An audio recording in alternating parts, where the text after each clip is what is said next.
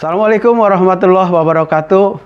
Pada anak-anak semua, Bapak ucapkan selamat bertemu dengan Bapak di pagi hari ini. Mudah-mudahan kalian semua pada hari ini dalam keadaan sehat walafiat, tidak kurang sesuatu apapun. Anak-anak kelas 6 yang Bapak banggakan, semoga kalian tetap semangat di era pembelajaran saat ini yang memang kita pada saat ini sedang pandemi COVID-19. Anak-anak yang Bapak banggakan, Bapak adalah saat ini akan memberikan pembelajaran jarak jauh. Kebetulan Bapak adalah kelompok kerja guru dari Kecamatan Harjamukti dan mengajar di kelas 6. Nah, pada saat ini Bapak bertugas di SD Negeri Sumuruni dan nama Bapak adalah Sony. Anak-anak yang Bapak cintai dan Bapak banggakan, di era saat ini kita masih belajar di dalam COVID-19. Nah, untuk itu, untuk kalian harus tetap belajar, tapi belajar kalian harus tetap dengan prokes kesehatan. Yaitu yang pertama, kalian harus tetap mencuci tangan dengan sabun di air yang mengalir. Kemudian memakai masker, menjaga jarak minimal 1 meter, kemudian membatasi mobilisasi. Apakah itu mobilisasi? Yaitu kegiatan. Kalian kurangi kegiatan, batasi jangan terlalu banyak kegiatan. Kemudian menghindari kerumunan. Ya. Itu semua bisa mencegah, suatu upaya kita untuk mencegah penyebaran COVID yang sekarang ini sedang menyebar di negara kita, khususnya Indonesia dan dunia. Ya, anak-anak yang Bapak cintai, sebelum kita memulai proses belajar ini, marilah kita sama-sama berdoa. Ya, berdoa menurut agama masing-masing. Nah, untuk yang beragama Islam, mari bersama-sama dengan Bapak membaca doa seperti ini. Bismillahirrahmanirrahim. Rabbi zidni ilma warzuqni fahma. Ya Allah, tambahkanlah ilmuku dan berilah aku pemahaman. Amin. Anak-anak yang Bapak banggakan, pada kesempatan ini Bapak akan memberikan materi yaitu tentang tema 4, yaitu tentang globalisasi. Subtemanya subtema 1, yaitu globalisasi di sekitarku, pembelajaran 5 dan 6. Untuk pembelajaran kali ini, yaitu mempunyai tujuan pembelajaran. Yang pertama adalah dengan mengamati gambar, siswa mampu menjelaskan berbagai bentuk kerjasama di bidang sosial budaya dalam lingkup ASEAN dengan benar. Yang kedua, dengan membaca, siswa mampu menyebutkan informasi penting dari teks eksplanasi yang dibaca dengan tepat. Yang ketiga adalah dengan diskusi pemecahan masalah, siswa mampu mengidentifikasi pentingnya menghargai keragaman ekonomi dengan mandiri. Nah, itu adalah tujuan pembelajaran yang ingin dicapai pada pembelajaran saat ini, anak-anak. Nah, untuk itu semua, kalian siapkan ya buku-buku alat tulisnya. Kita mulai dengan pelajaran ini. Anak-anak, saat ini kita hidup di era globalisasi. Era globalisasi ini mau tidak mau kita harus mengikutinya supaya kita tidak tertinggal. Indonesia memegang peran yang sangat penting. Kebudayaan Indonesia yang mendunia membuat Indonesia semakin dikenal di kancah dunia. Nah, apa dampak bagi warga negara Indonesia? Yuk kita pelajari bersama. Anak-anak, mungkin kalian kenal dengan batik ya. Batik adalah seni tradisional Indonesia yang saat ini sudah mendunia. Seni batik adalah berawal dari tradisional yang dibuat khusus untuk para petinggi keraton pada zaman kerajaan di Nusantara, yaitu di Indonesia ini. Seiring dengan perkembangannya, kini kain batik telah dipakai oleh berbagai kalangan, bahkan telah mendunia. Pada tanggal 2 Oktober 2009, UNESCO telah memberikan pengakuan dan mengesahkan secara resmi batik Indonesia sebagai warisan budaya dunia. Maka dengan demikian, jangan heran kalau kalian lihat, misalnya dalam kegiatan-kegiatan dunia, itu banyak sekali tokoh-tokoh dunia yang memakai batik. Karena sekarang batik Indonesia bukan hanya sebagai milik Indonesia, tapi sudah dianggap warisan budaya dunia. Kita sebagai bangsa Indonesia, khususnya kalian adalah sebagai anak Indonesia harus bangga. Seperti Bapak bangga nih sekarang pakai batik. Ya, itulah anak-anak. Nah sekarang lihat anak-anak. Ini lihat ada proses pembuatan batik. Kalau kalian lihat gambar di kamera kalian, adalah proses pembuatan batik, dan ini adalah proses pembuatan batik secara tradisional. Walaupun sekarang yang kita lihat sebetulnya pembuatan batik ini sudah dengan cara yang canggih. Batik di Indonesia itu hampir di tiap daerah itu mempunyai corak batik yang bermacam-macam. Kita harus bangga karena Indonesia ini kaya sekali dengan khasanah batik. Salah satu contoh adalah kita nih yang hidup di kota Cirebon yang saat ini, ya. Kita punya batik kebanggaan yang namanya batik Megamendung. Itu khas dari Cirebon. Dan kita lihat ada contoh lain, misalnya ada batik Parang Rusak Barong, ya. Itu asalnya dari Yogyakarta. Dan bukan hanya di Cirebon dan Yogyakarta, kita juga punya sentra batik atau pusat batik di Pekalongan. Dan banyak di daerah lain pun sama. Banyak sekali yang namanya batik-batik di Indonesia itu. Anak-anak yang Bapak banggakan, kita mulai lagi dengan di era globalisasi sekarang ini. Kadang-kadang kalian kan sering melihat, bukan kadang lagi, bahkan sering sekali ya, kalian melihat misalnya tayangan olahraga, misalnya bela diri, seperti kemarin misalnya kalian lihat kegiatan Olimpiade ya, yang ditayangkan oleh televisi. Namun kadang-kadang listrik di rumah kita tiba-tiba mati, atau yang biasa kita kenal dengan mati lampu. Nah, apa sebabnya hal itu bisa terjadi? Kita lihat ya. Nah, ini anak-anak, mengapa lampu kita itu mati? Lampu yang sampai pada rumah kita kemudian kita nikmati tiap hari itu sebetulnya sebuah rangkaian panjang, proses yang panjang. Untuk sampai ke rumah kita itu ada beberapa proses, yaitu adanya pertama kali adanya pembangkit listrik. Kemudian dari pembangkit listrik sampai ke jaringan transmisi. Kemudian ada ke gardu.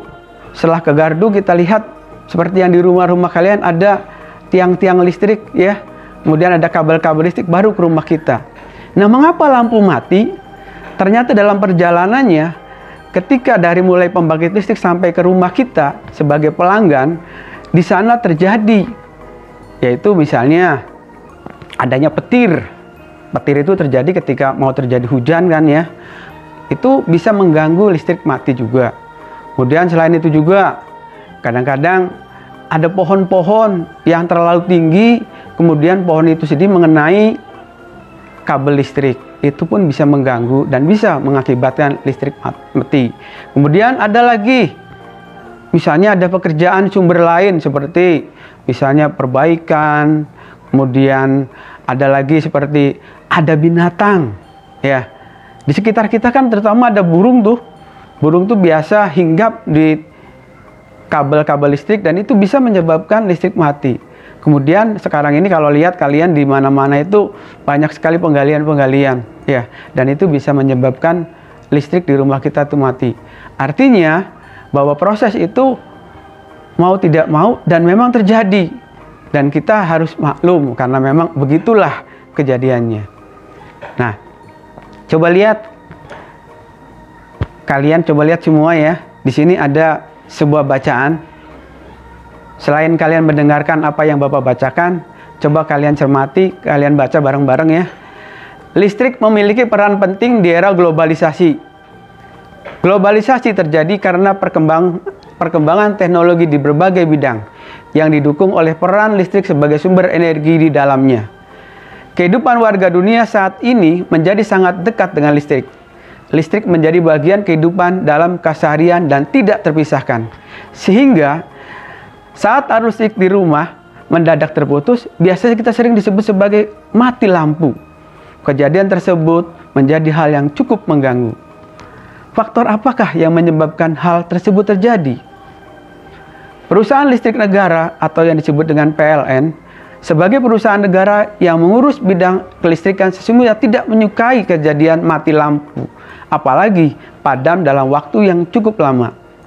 Karena hal tersebut sangat mengganggu berjalannya proses pembangkit, transmisi, distribusi energi listrik. Faktor-faktor penyebab mati lampu antara lain adalah ketidaksiapan pembangkit, gangguan transmisi atau gangguan distribusi, dan faktor yang berpengaruh bisa dari luar dan dari dalam. Faktor dari luar yaitu gangguan alam seperti petir, pohon, hewan yang menyentuh jaringan atau galian yang menyebabkan kabel tanah rusak. Sedangkan faktor dalam terjadi pada gangguan komponen dan peralatan yang terpasang pada jaringan. Nah, kita sebagai warga masyarakat pengguna listrik tentunya dapat membantu untuk mencegah terjadinya faktor luar guna menghindari terjadinya mati lampu. Mari kita bersama-sama ikut menjaga keberadaan listrik di tengah-tengah kita. Karena listrik adalah hal yang sangat kita butuhkan, mau tidak mau kita juga harus menjaganya. Nah, dari bacaan yang tadi Bapak baca, kalian simak, kalian cermati. Coba ya, kita sama-sama nih. Dari bacaan yang tadi kita baca bersama, di halaman pertama itu judulnya apa tuh? Judulnya mati lampu. Kemudian di paragraf kedua, itu isinya adalah pernyataan umum. Pernyataan umum ya. Apa tuh pernyataan umumnya? Yaitu listrik memiliki peranan penting di era globalisasi sehingga listrik menjadi bagian tak terpisahkan dari kehidupan keseharian. Kemudian di paragraf kedua, di sana ada yang namanya deret penjelas ya. Deret penjelas. Ada yang tahu apakah itu isinya? Nah, ini dia. Penyebab terputusnya aliran listrik dari stasiun pembangkit hingga ke rumah warga yaitu ketidaksiapan pembangkit, gangguan transmisi atau gangguan distribusi. Kemudian yang keempat di paragraf 3 ya, simpulan dan pendapat penulis. Apa sih? Nah, kita lihat. Sebagai pengguna listrik dapat membantu untuk mencegah terjadinya faktor luar guna menghindari terjadinya mati lampu. Itu ya. Jadi dari tadi yang kita lihat ada 3 paragraf, kita baca, kemudian dari paragraf-paragraf itu isinya ini. Itu ya. Paham ya anak-anak ya? Ya. Di era globalisasi ini, tentu kita perlu memiliki sikap percaya diri. Percaya diri itu penting. Karena kalau kita tidak punya percaya diri, jelas kita ini tidak akan bisa tampil dengan maksimal dimanapun. Paling tidak percaya diri itu, tapi nggak usah kepedean banget itu ya. Nah, meskipun kita tidak memiliki keragaman benda elektronik, kita harus tetap percaya diri. Nah, bagaimana? Coba simak, ada cerita begini. Bapak punya cerita ya. Kalian dengarkan ceritanya baik-baik, kemudian sambil baca ya. Lani adalah siswa kelas 5 SD Nusantara. Dia dikenal sebagai anak yang pintar, rajin membaca. Ia juga rajin ke sekolah dan selalu menyelesaikan tugas sekolah dengan tepat. Nilai-nilai ulangannya selalu berada di atas rata-rata nilai teman-temannya di kelas. Selain itu, ia juga sangat ramah, ceria, suka membantu teman-temannya yang mengalami kesulitan saat mengerjakan tugas sekolah. Hingga pada suatu hari, Lani sedang memakan bekal sekolahnya di kantin sekolah. Beni datang mendekatinya. Kata Beni begini, "Lani, kuehmu tampak enak. Sini aku mau kuehmu." Kata Lani, "Ini setengah saja ya, karena aku lapar. Tadi pagi aku bangun kesiangan, jadi nggak sempat sarapan." Beni ngomong lagi, "Sini bagi. Pokoknya kamu harus berikan kuehmu. Lihat tuh baju seragam kamu sangat kumal. Sepatu kamu juga sobek. Berikan kuehmu."